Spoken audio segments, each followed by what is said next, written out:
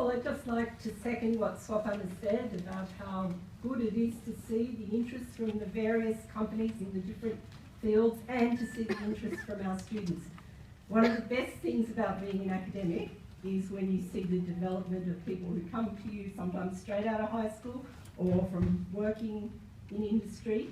And over the 4 years, or it might be a bit more than 4 years, that with us in construction management, we see people change, take responsibility for themselves, be ready to go out in the industry and do something that will really help progress the construction industry in Australia.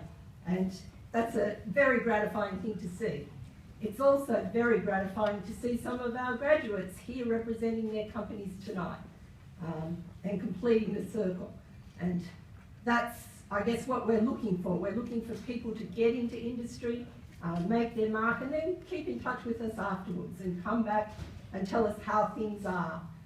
And also maybe to come back and speak to our students about what you do in industry and tell us the stories of projects that you've been on.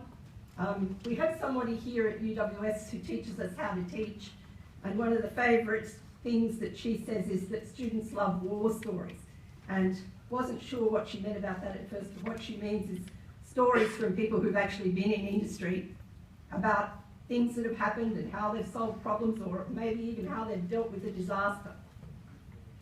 And those sort of things are very useful for students. So if you can talk to some of the people here tonight and get their experience in industry, what they're looking for, that will be very useful for you when you go out to look for a permanent job or a full-time job or a part-time job while you're still a student. So I don't want to take up too much time. I want everybody to have plenty of time to circulate and talk to the companies. So I'll leave it at that.